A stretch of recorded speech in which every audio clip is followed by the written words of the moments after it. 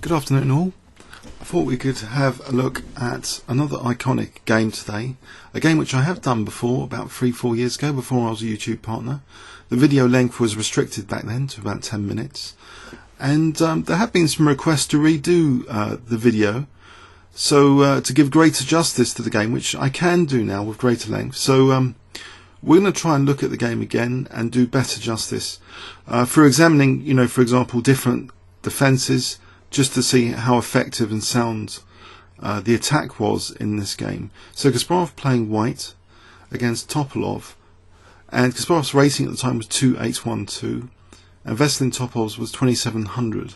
So it was the Hoogovens tournament of 1999, and Kasparov kicked off with e4, and there was already a surprise. In many previous encounters, Topalov had played the Sicilian defence, and here he played d6, Pirc, going into a Pirc defence. After d4, white's classically occupying the centre with the two pawns. Okay, knight f6. Now Kasparov defends that pawn, and now g6. So in the Pirc, black is going to play in a sort of hyper-modern fashion, fianchettoing the bishop, and sometimes striking at the centre, either directly later, or maybe indirectly with c6 and b5, just to try and dislodge this knight and maybe put more pressure on e4 if b4 is going to be a threat. So it's a hyper-modern system.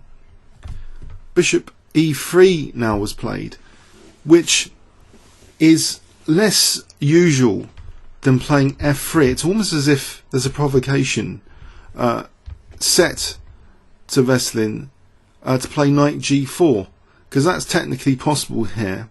There isn't any killer check. Bishop b5 check. If we look at knight g4, bishop b5 check, not bishop d7 queen takes g4, but c6. So is knight g4 that tempting? Well, checking some variations earlier, it seems if knight g4 had been played, Kasparov could play just bishop g5, and he could provoke, of course, h6 here. The bishop could retreat back now to d2, and the knight's a bit vulnerable for h3s, so say bishop g7, knight f3, protecting the d4 pawn.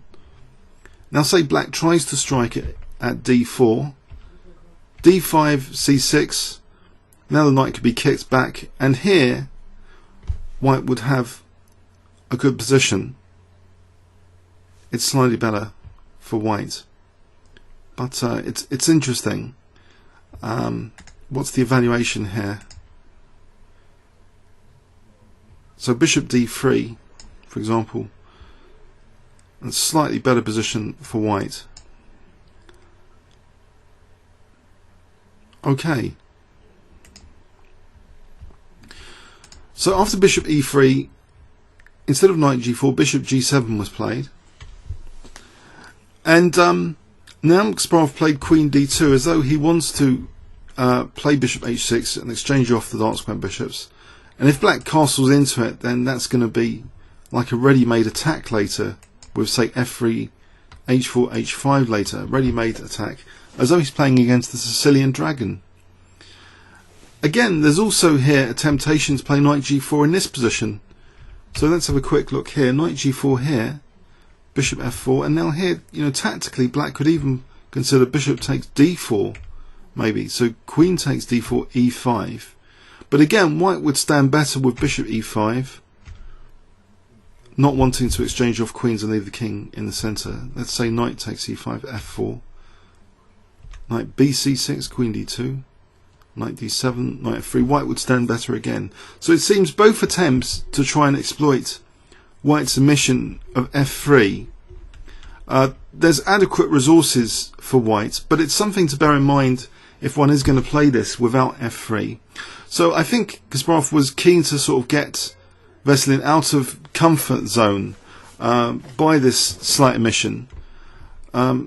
Okay, so again knight g4 wasn't played, instead c6, which again is a move which might support b5 and b4.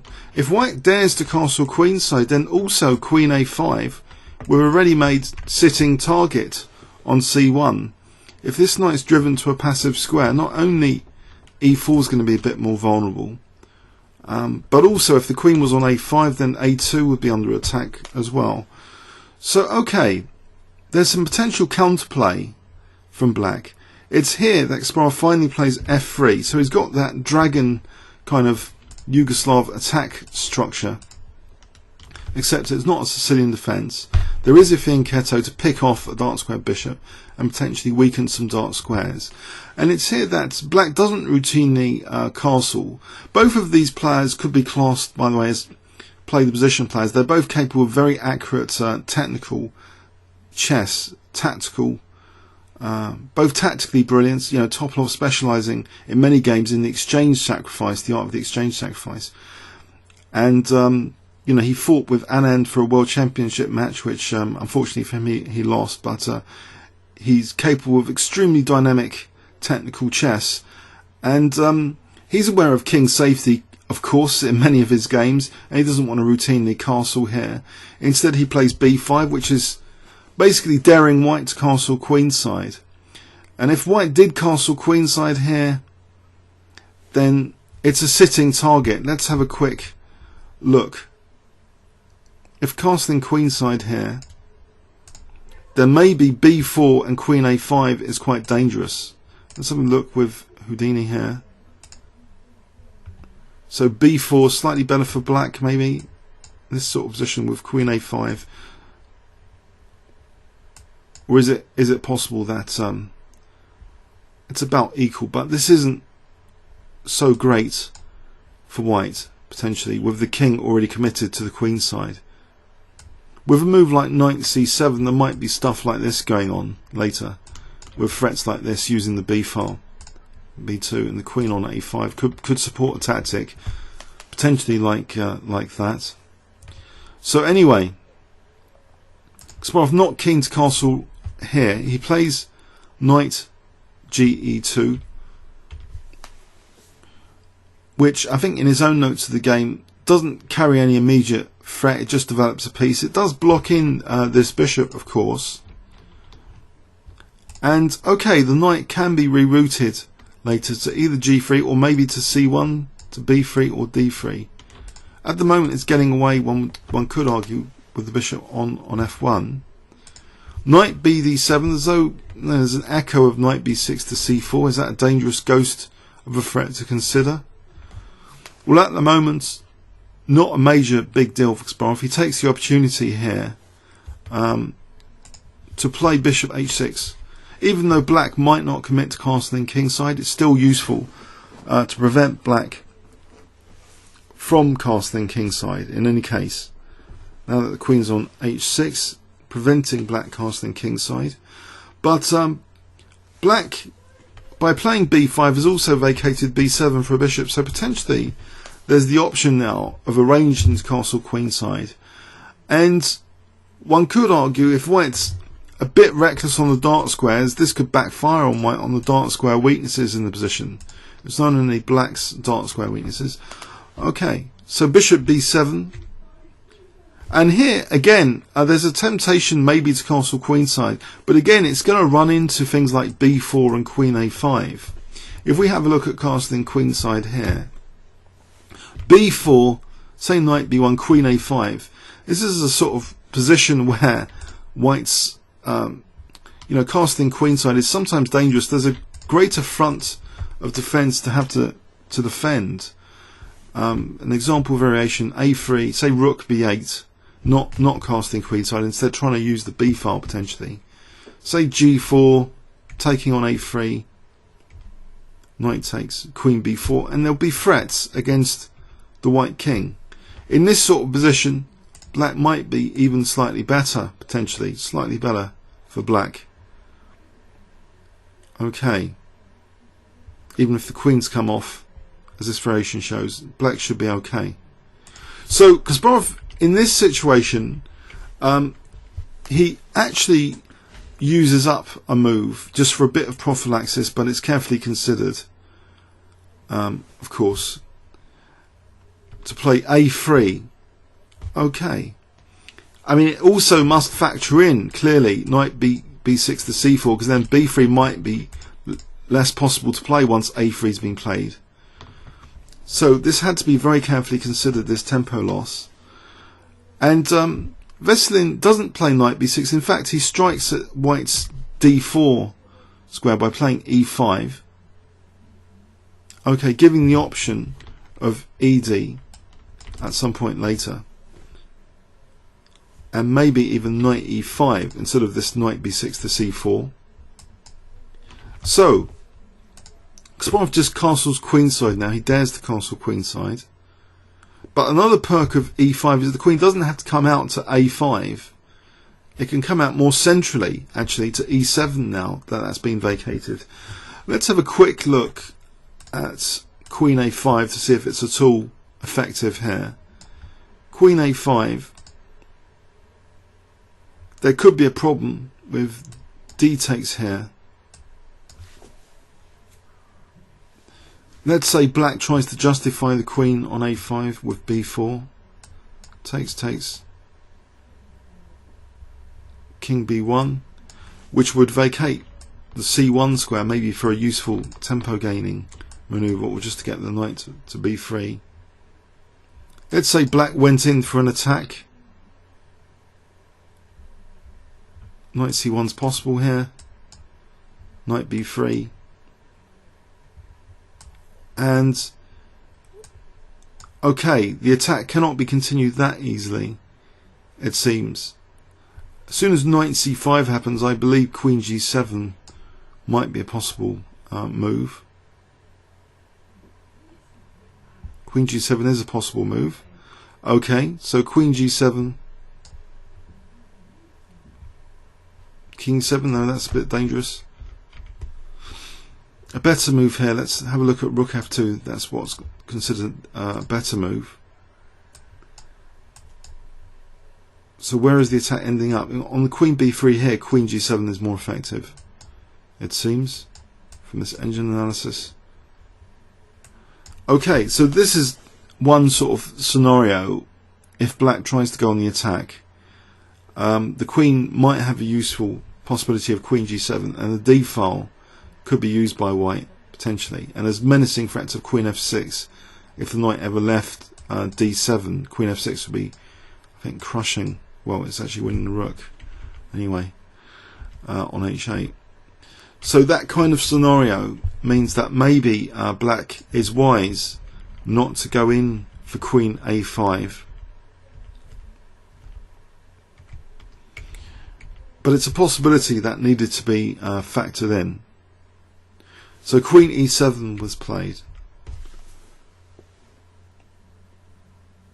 King b1, which does vacate c1, which means that this knight can come to c1 to b3, potentially to a5 if black's going to castle queenside. Then getting rid of this bishop might be useful to try and weaken the black king.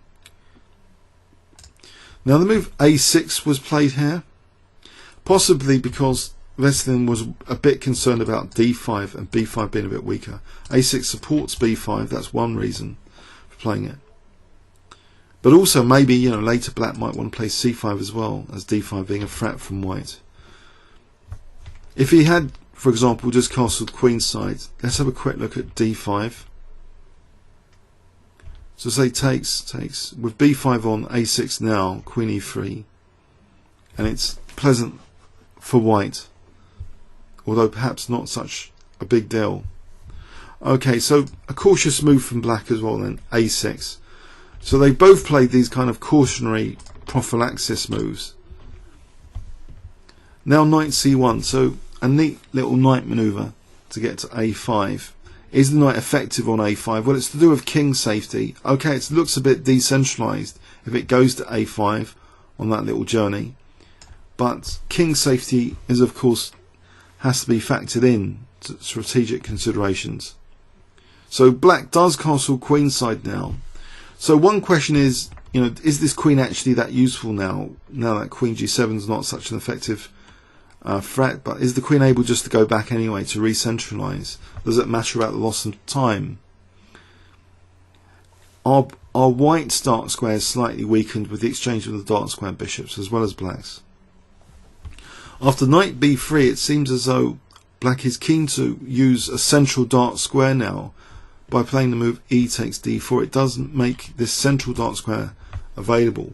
And of course, with the pawn on f3, unless White wants to play f4, which would weaken e4 in a semi-open file, it seems a good square for Black to have here, the e5 square. So anyway, rook takes d4 was played, which keeps the option of knight a5, try and weaken Black's king. And now Veselin played c5, which liberates the bishop a bit, puts more pressure on e4. So Black seems to have here, in this position, quite a pleasant looking position. But dynamically, he's faced with potential a knight manoeuvre which could loosen his king a bit. But there's another dynamic aspect in this position, this diagonal, which Kasparov is about to use. In this position, the move knight b6 was played, which seems to usefully support d5, because now the rook is also able to support d5, and it would seem Black is on the verge of getting a very nice game here, with active play, active pieces, no bad piece, no major tactical vulnerabilities, except this faint echo that his king might be slightly weakened if this bishop was exchanged off. Okay, but now g3 slightly changes the picture actually, that perhaps this bishop isn't needed to guard c4. Knight c4 is not a major big deal in itself. If the bishop was on this diagonal, that potentially could be quite useful to have the bishop on this diagonal, and the rook coming to e1 would be quite a harmonious position to aim for White. Okay, so we have here another kind of prophylaxis decision against maybe bishop h3, anticipating bishop h3 or any issues relating with opening up the position potentially with d5. Black played king b8, but let's have a look. Say d5 immediately, say knight a5. Now here, say d takes e4, check, check, knight takes b7, weakening Black's king a bit, f takes e4, and this opening up and weakening of the dark squares could bite back Black. This diagonal in particular looks as though something like e5 and bishop g2 could be very dangerous later. So Black has to be careful to open up the position, especially if he's going to lose that knight square bishop. So maybe he's not that keen in this position on d5 immediately for such a reason. Instead of d takes e, what about d4, you might ask? Now this is more interesting. So say knight e2, the bishop goes back, say knight f4, and in this position, okay, Black preserving the light square bishop. There's still semi-open file pressure on e4. Black would seem to have more space. This knight's a bit of a thorn in Black's side on a5, even though it's decentralized. Okay, this queen is also kind of decentralized. What's of the engine evaluation here? It's a very complex position. The engine seems to like, Houdini seems to like White here actually. I think knight f4 is given one of the better moves. Okay, or maybe not. Maybe there's other moves. But let's say knight f4. So knight a4, say. Well, it's not that bad for Black here. It's certainly not as bad as the other variation, where d takes e4 and losing the light square bishop. If we just quickly review that other one with quick d5 but taking on e4, this results in a slight advantage for White, especially after king b7. It looks as though there's an icy wind facing, well, queen f6 would win the knight there. So if the king has to take, there's an icy wind facing the king. So slightly better for white here. But the other one seems more plausible if d5 was going to be played immediately instead of king b8 with the idea of d4, which is a little bit like the game really anyway, the attempted game continuation. So okay, so maybe there's a slight dubiousness created around king b8. Was it actually needed? It does avoid the check anyway. So knight a5, and the bishop is neatly tucked away on a8. So it looks as though there's a state of optimism in black's position, as though d5 with maybe the option of de if this bishop is not going to be lost, or just d4, gaining a bit of space. Surely that's going to be absolutely fine for black. Now Kasparov, he deploys his bishop on h3 anyway, even though it's not with check. And now this liberating break, d5. So what do we do when we're faced with a liberating pawn break in the centre from the opponent like d5? d5 is often a very powerful counter move in many gambits in the king's pawn openings. It's a classical way for black to often equalise or end up even better. Pieces are being stretched out, the bishop is being stretched out in scope, e4's been under fire. Okay, how does Kasparov react here? First, he plays queen f4 check. So there's a road for the white queen potentially in theory via c7, but at the moment there's inadequate defensive resources. Now he plays rook he1. So of course rook he1 supports e4 more and immediately threatens e takes d5. So black really has options to consider like d4 and d takes e4 again. Let's have a quick look if he had played d takes e4 here. D takes e4 with the light square bishop maintained surely is not so bad, you might imagine, for black. Apparently this is slightly better for white, this position anyway. Here the f file might actually be useful, as we see with rook f1 there, or rook takes first, and now rook f1, so maybe offering e4 to get f7 in some lines.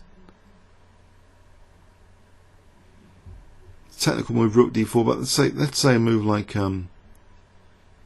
bishop takes e4 is well answered actually with rook e1. Okay, so this could spell a lot of trouble actually, this kind of thing, if the bishop's pinned to the queen. So maybe that's why technical moves like rook d4 are almost mandatory. Bishop g2, f5 say, knight b3, and it gets complicated and hairy, but white is slightly better. So that was an option to consider anyway. But d4 looks overall safer, as though black's just gaining a little bit of space as the knight, especially if the knight stumbles back, say to a2 or e2. So is Kasparov tempted with the knight coming back? Say he goes to a2. He could end up with a slightly worse position here from an engine perspective anyway. From a variation I checked out earlier, if he just retreated his knight simply. Because look, black's got this nice bishop on e4 and the pressure on e4. The knight has got options like knight a4 and c4 in the future. And rook b8 might also be on the cards, which in conjunction with knight c4 might open up the b file, and b2 might be under fire. So it's not that pleasant for white here. But also black could also in this position try and expose this loose bishop, say with h5, so h4, so the bishop gets out of the way, but this kind of position might actually favour black. Okay, a slight advantage for black here. If the knight had simply routinely stumbled black back, it looks a little bit passive. Black's at least equal. I don't think c5 is a major concern. So let's go back. So And if the knight had stumbled back to e2, then here again black's got these potential trump cards to get b-file pressure. So say knight c4, so at the expense of double pawns, black can try and get some b-file pressure, and this might start to be quite dangerous, this position, if white is forced to play a grovelly move like queen h4 especially. This doesn't look so pleasant. If that's one of the best moves, then this isn't that pleasant. Say queen g4, queen b7 even. If this leaves black slightly better, white doesn't really want to be on the defensive like this. It's unpleasant. Slightly better for black. So Kasparov's move is the more active. Instead of going backwards with the knight, he's disobediently going forwards. Knight d5, which seems to result in a dislocated pawn. So it looks like the d5 pawn is going to be dislocated now from white's position after knight b takes d5. After e takes d5, look at this. We have all of these pawns facing the opponent's pawns, and these pawns facing the opponent's pawns, but this cheeky pawn here is dislocated away from white's position. So surely black can just aim to round it up. So Veslin's next move just aims to round up that dislocated pawn. After all, look, outrageously, he's also got 1, 2, 3, and about to have 4 on that pawns. Again, trying to get rid of the pressure on the knight. Exchange off queens, d5 will drop. So maybe Veselin hasn't really detected too much danger here in this position. So this is a position where it seemed to be an almost logical conclusion that black was brewing to be slightly better with the liberating d5. So choosing the more cautious d4 continuation, he's extended the scope of his pieces, he's gained space. So what could possibly be wrong with black's position? It's here that nuances in chess, they attract us to these brilliant games, and often there's fantastic little nuances in positions which enable outrageous rule-breaking moves. And this is the start here of a seemingly outrageous rule-breaking move. Okay. I wonder if you can guess the next move if I give you 10 seconds starting from now. Okay, so 10 seconds starting from now.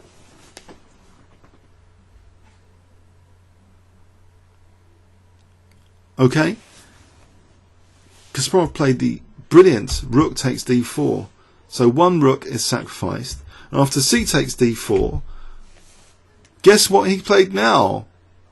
I'll give you a clue. It's not the obvious queen takes d4 check. It's another brilliant move. So 10 seconds starting from now, or you might want to pause the video. Okay?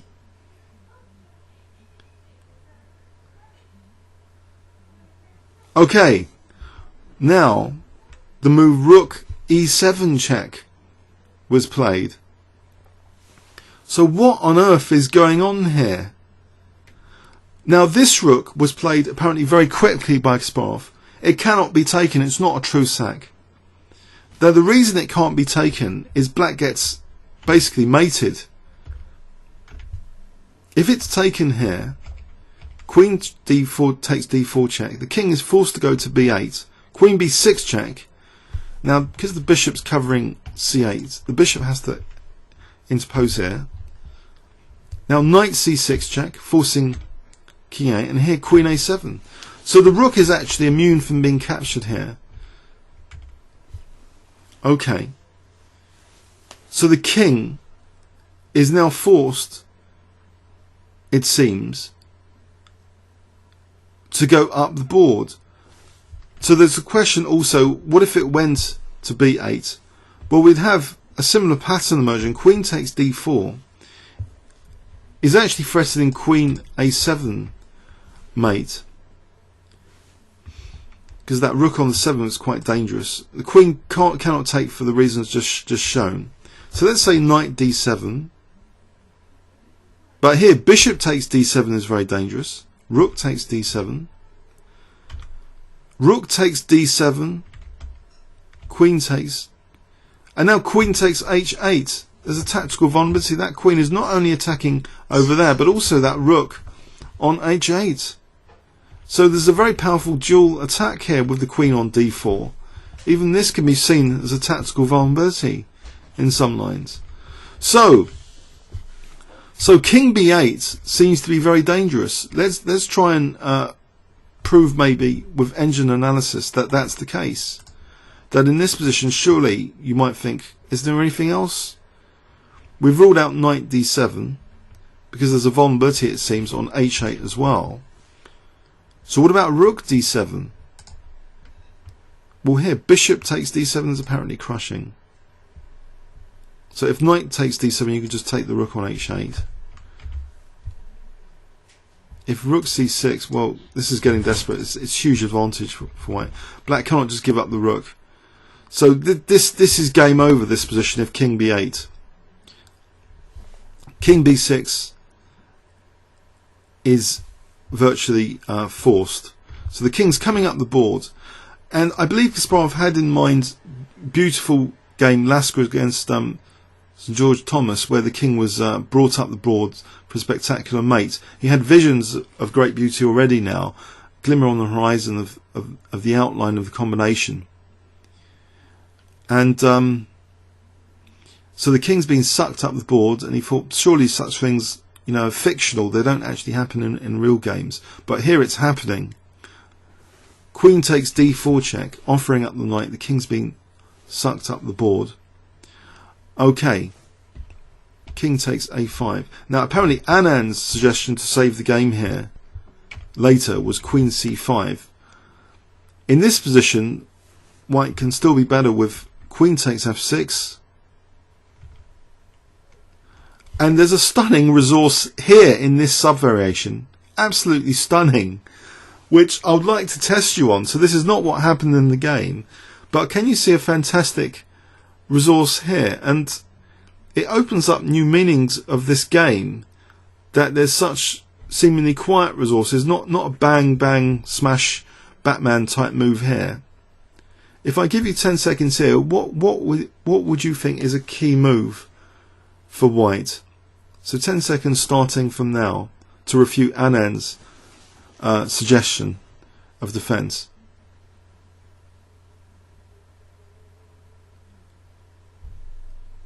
Okay. Believe it or not, bishop e6. Bishop e6. So if takes, then rook e6 will be pinning the queen. Bishop e6 is actually, from Houdini's point of view, it's the killer move here. It changes its mind once it sees bishop e6. So this is depth 10, depth 13. You can see on this slow laptop that it wakes up. Bishop e6 it gets very excited about. It's a killer move. Let's say bishop takes d5. Now here b4, supporting the knight, which means any bishop move now, rook b7 is mating.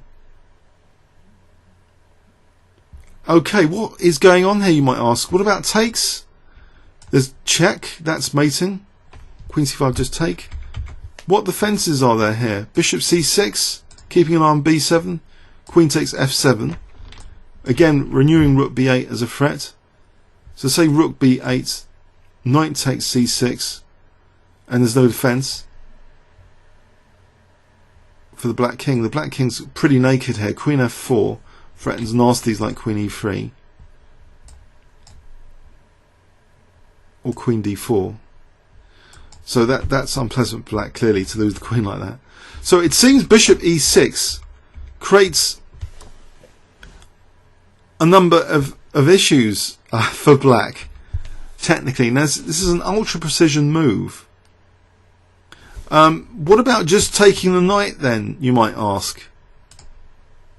b4 check. Say here, queen d4 check. Say the king had ventured forward. Queen c3 threatening queen b3 mating. Say bishop takes d5. In this position, king b2 threatens queen b3, offering the queen for c takes mate. So black would have to be desperate with queen e5 to stave off this mate. Or queen e6. It's just going to delay this queen sack here. So it seems this bishop e6 refutes Anand's attempt to save the game. So let's have a look at that again. Queen c5, in case you're wondering about this classic game. Did the king have to venture up the board? That's the question that has to be asked all the time in this game. Check, queen d6. Was there any alternatives to queen d6? Rook d6, you just play queen takes h8. Big advantage. So queen d6 virtually forcing out bishop e6 stunner. So it doesn't spoil the technical beauty from a truth point of view of the game. If you can find any defences, please post them to the YouTube comments after bishop e6. Okay. So anyway, so the king is brought up then. If queen c5 is out of the question, the king's brought up, sucked into the white position, starting to resemble the classic Lasker game against Sir George Thomas. So b4 check, the king's brought up. Now queen c3, now we see a simple looking threat of queen b3 mating. So that has to be parried. It seems there are two ways to parry that, either bishop d5 or queen d5. Queen takes d5 is chosen. Let's see if we can rule out bishop takes d5. Is queen d5 the only move? Bishop takes d5, it seems ruled out by mate in 4 actually. And the mate in 4 starts with king b2. So amusingly we have that echo of queen b3 being a major threat. So black is helpless against queen b3. He can only temporarily sacrifice his queen to stave off queen b3. So that's why, in case you were wondering, queen takes d5. Because it does mean that there's a possibility of king b2 of actually pinning the queen with queen d4. So if we see king b2 here in this position instead of what was played,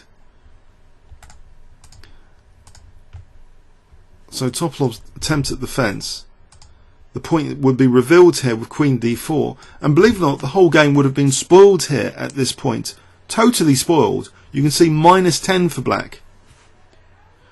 And that's probably the harsh reality of many of our attempts. If we try and sacrifice like this, we miss something like this, that's the end. We're just material down, we've given up material.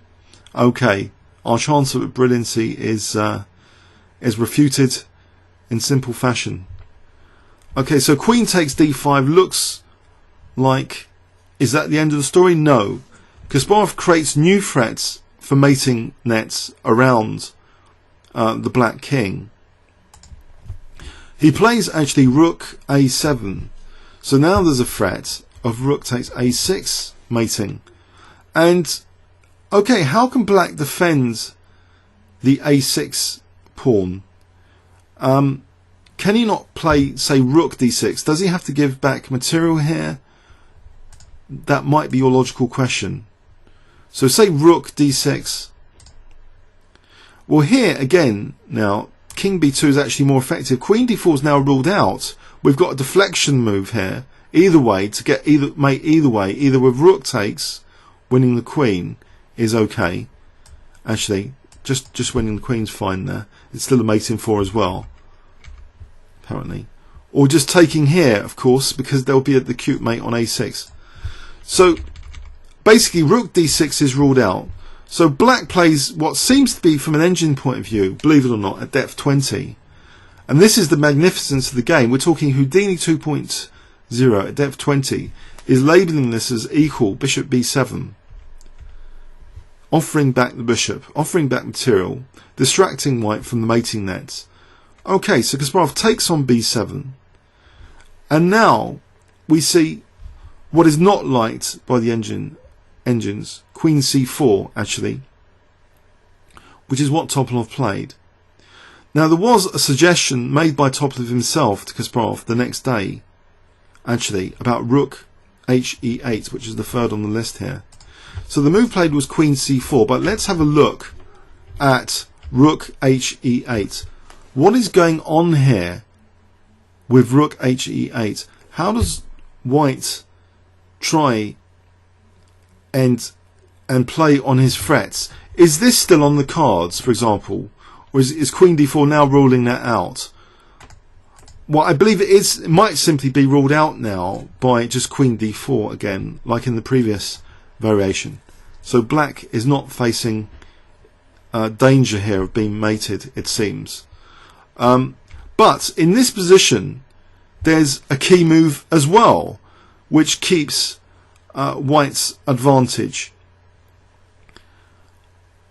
And it's not to renew this threat of rook takes a6 with rook a7, believe it or not. You might think, okay, can you just play rook a7 here? No, because now all the difference is made with this rook on e8. That rook d6 is not possible. King b2, if you try this now, actually, not queen d4, we're running into the deflections again, but actually we've got queen e5. Forget any checks or anything. It's queen e5. The rook supports e5 pinning the queen. So this pinning the queen is quite annoying, and it is risking spoiling the entire masterpiece of this game all the time. But technical analysis reveals in this position Kasparov would still be better here, not with rook a7, but with rook b6. Okay, so let's have a look. So say rook a8, and now there's a beautiful move picked up eventually by the engine at depth 18, which echoes a move later in the game. That bishop f1, believe it or not, and white is apparently better. Say check, you take here, because otherwise, okay, say black doesn't throw in a check, what's the immediate threat? Well, there's a silent threat in this position of decoying the queen away from b3 to play rook d6. Let's just prove that. Let's just give black a null move just to prove that silent threat. Rook d6 is one of the strongest moves here.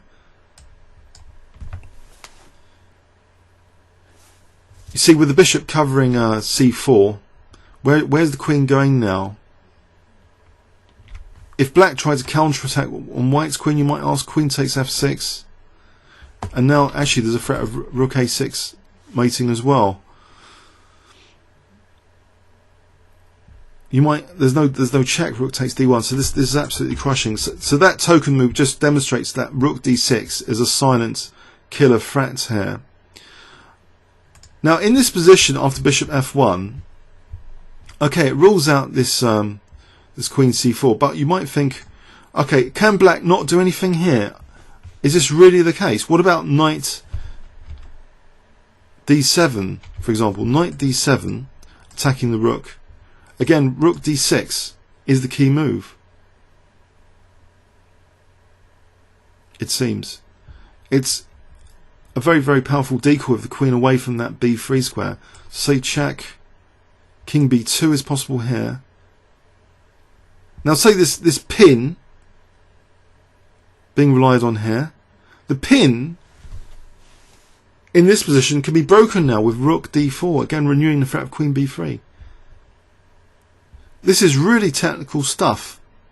It just illustrates how white's attack was in danger of never working in these resources available to black. Now say check, deflecting the queen away for knight d7, which does seem to trap the rook. Where's the rook going? It's trapped here. But in this position, now the queen can be decoyed temporarily away from d5. Queen d1 is the absolute killer move. Who would have thought? And Kasparov remarked this is like a staircase mate of the black king here. Queen d1 is picked up eventually at depth 13 as the killer move. Absolute killer move. Queen d1, silent killer. You might think, what? What? You might think, okay, what about taking here? c3. c3. And we have now the staircase, which Kasparov talked about. So how does the staircase work? Check, check, mate. The king went up the staircase. Do you see that?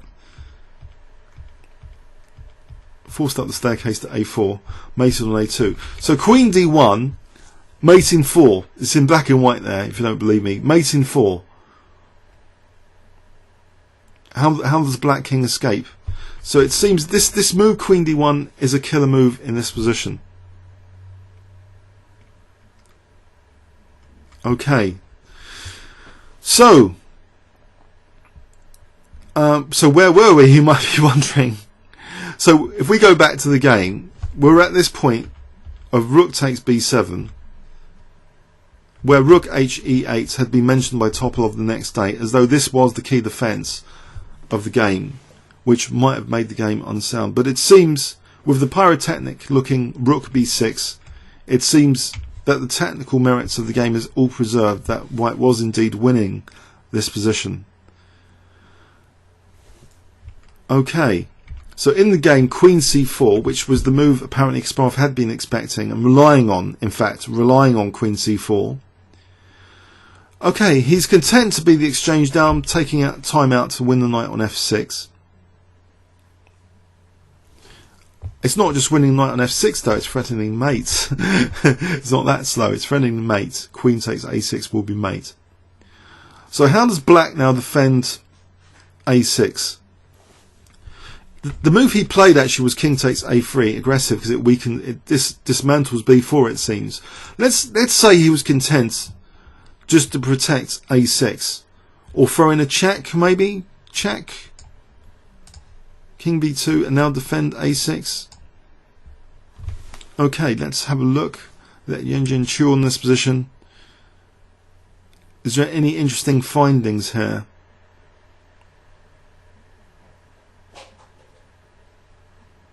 It seems queen b6 would be one of the only moves here actually to maintain an advantage. Now queen b6 has a major threat actually, queen a5 mate. So say queen d4, getting the queens off. And in this position, the exchange down, rook takes f7, is given us slightly better from an engine point of view. We have got still menacing threats after rook f7, bishop e6 now to b3 to deal with. In fact, bishop e6 has now become a key move after taking off the f7 pawn. The strength of the last move is meaning e6 is now possible for the bishop. So bishop e6 here, whoops, not c3. So there's a threat of bishop b3, king a5, a takes, not king takes down because of c3. White can pick up another pawn, and he's got lots of compensation for the exchange down. He's got 3-1 pawn majority on the king side. So maybe that helps answer the question if there was a temptation to throw in a check and protect the pawn. Okay, so in the game, king takes a3 was played, much more adventurous. King's well and truly coming down the board, like in the classic Lasker game. So Kasparov, he takes on a6. After king takes b4, here is apparently the move that Topalov missed in his calculations. He's said to have sort of calculated up to here, thinking that black might be okay.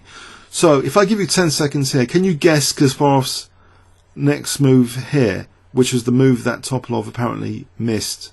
10 seconds starting from now.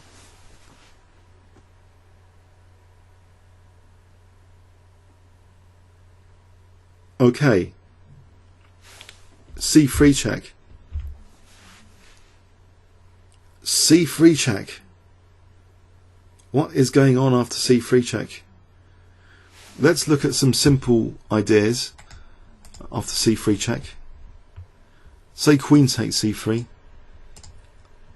mating 3, queen takes b5, queen a6 mating trivially. What's queen f5, queen a5? So the king is basically forced to take. Now, what about king c5? If the king didn't take, you end up losing the queen. That's not very pleasant. Throwing a check first before munching the queen. course, you have to get out of the way of rook b8, but that's not a big deal. White would be much better here. Okay, bishop g2, end of game. So, okay, the king is forced again to be carnivorous. So king takes c3. Now, a lovely aesthetically pleasing check move. I wonder if you can spot it if I give you 5 seconds from here. Okay, queen a1 check. So the king's driven now to d2. But hold on a sec. You might think, hold on, okay, king d3, there's bishop f1. That does look unpleasant. But what about king b4? There might be queen b2. Let's just check out other options. So say king b4, queen b2, and again we have that line winning the queen. So the king's forced to go to d2 basically, it seems, for all practical purposes. King d2. Kasparov plays check. After king d1, again the only move basically to carry on the attack, to have a winning attack, to make this all work. Kasparov is the exchange down, and it doesn't look that clear where all the checks are. They seem to be ruled out. You know, black's controlling the d-file with the rook, surely. There's no checks here. The bishop's not that relevant for getting a check. So what is going on here?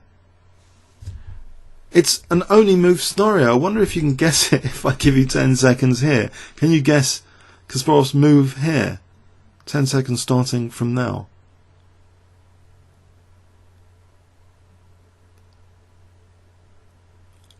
Okay, bishop f1. Wow, another killer decoy. What is going on here, you might ask? If the queen took, I think it starts off with queen c2 check, making use of the king on b1, and now rook e7 is mating, trivially. So the bishop, okay, is attacking the queen, can't be taken. And Veselin tried the top Houdini move, rook d2, in the game. Any other moves to consider? If the queen moved to c5, say, queen e2, actually, the bishop and queen coordinate on e2. So either the king and queen are coordinating on c2 or the bishop and queen on e2. It's rather almost mathematically aesthetic. So basically, rook d2 was tried here. And another brilliant move, only move probably for white. If he played anything else, by the way, except for bishop f1, he'd be losing. Just want to emphasize that. He's on the edge of the cliff. Look, all these other moves, say rook a7, black's going to be massively better if he tried this. Say rook d2, what does white do? Queen c2 check. And it's black that's going to have the mate pretty soon after b4. The white king's getting mated. So what he played here was basically the only move, this bishop f1. There's no other moves. And here there's no other moves. Or there might be here one move, bishop c4 apparently. Pardon me. But what he played was the absolute strongest move. So I wonder if you can guess it if you didn't see it there. If I give you 5 seconds here. Okay, another deflection stroke decoy. Rook d7 deflecting the rook away to win the queen. Of course, if the queen takes now, then there's queen takes d2, mate. So the rook takes, and now it's starting to look as though the smoke's clearing actually after bishop takes c4, because now queen takes h8. But just before the final curtains for the game, rook d3 did offer a final little trap actually, that if white carelessly took the h7 pawn, which Kasparov indicated chess is not drafts for a very good reason. You don't have to capture things. Very good point. As we've seen recently, if you're threatened, you don't have to move against the threat either. Nothing's necessarily forced in chess. You don't have to be obedient to the opponent's wishes or tempted by material. But queen takes h7 would have been a disaster actually for white. Again, c3, and although it's rook versus queens, black is trivially winning this because of c2. It's unstoppable for black here. We engine check this. Is absolutely, the queen would be irrelevant here. c2 check, queening. So the queen uses its powers, her powers, to full effect. Queen a8, rescuing against this pawn now after c3 to play check, forcing the king away, and the king's now got access to c2, controlling c2. f4, it's over, really, it's over. f5 was played. King c1, Topov plays rook d2. After queen a7, he now resigns. He knows it's futile now. There's no other major traps or anything. He resigns here. So we have here a magnificent kind of game where the king was drawn down the board, analogous to the classic Lasker game against George Thomas. Let's have a look in overview and summary. So there seems to be a number of ways for white to lose if he didn't have the exact kind of follow-up continuation that he used. He invested a lot of material to get the king up the board, and it all started to be kicked off with a refusal to retreat a knight. So here black's preparing thematically d5, d4, which seems absolutely logical, and again absolutely logical, tucking the bishop away on a8 in preparation for d5, d4. So he seems to have done all the necessary prophylaxis moves in fact. a6 before to have stopped any d5s, king c8 in preparation for bishop h3 not being checked, bishop being tucked in the corner, and it seems black is pent up for this strategic break in the centre. And then something magically happened. The magic of tactics and king safety seemed to create a very big argument about the position here of who was better or not. So d4 would seem to be the safer move, keeping it closed, content with a space advantage, maybe optimistically looking forward to rook b8s and knight c4s later, because after all the white king is also on the queen side here. But no, Kasparov refused to retreat the knight to either a2 or e2. He dislocated one of his pawns, and that's the prelude to brilliance, the dislocated pawn on d5. And now we have a rook sack. One question you might ask, just briefly, we didn't cover, I'm not sure we covered, the queen takes f4, rook takes f4 is good because there's pressure on f6 and f7 there, in case you were wondering. Okay, so what would be better there? So the rook sack led to another rook sack, and that definitely couldn't have been taken. Now the king sucked up the board. We have Anand's suggestion of the queen c5 later, but that's also refutable with many pyrotechnical and amazingly strong moves that we looked at in the video so far. But the king sucked up the board now in the game continuation, and this threat continuing of queen b3 had to be parried very resourcefully. So bishop d5 wasn't good enough because of king b2, so queen d5 was tried, and now other mating nets were weaved at the same time. Black gives up a bishop to still be in this position, the exchange up in any case, and relies on queen c4 now. Okay, well, he's more than just the exchange up, he's at a rook. Black is a rook up, pardon me, here. If now Kasparov takes on f6, so he's the exchange down. And now this move, which seems to carry some promise to undermine b4, other moves could have been considered, but they also seem to fail to protect a6. But king takes a3 seems to carry the promise of undermining and finding safety finally if the king came a bit carnivorous. But unfortunately, there was a key move which apparently was missed by Veselin Topalov. This move C3 check, which again changes the picture. And we have this backward retreat attacking move. The decoys in this game are remarkable. Decoys and deflections. Bishop F1. So C2 would be critical if Queen takes F1. And now another kind of deflection move, Rook D7, which basically the smoke clears now and white's actually material up, but he's faced with a dangerous pawn in the final episode. Queen is heroic with Queen A8 to stop the pawn being a danger, and now it's finally clear cut, clear enough. Veselin Topalov resigns.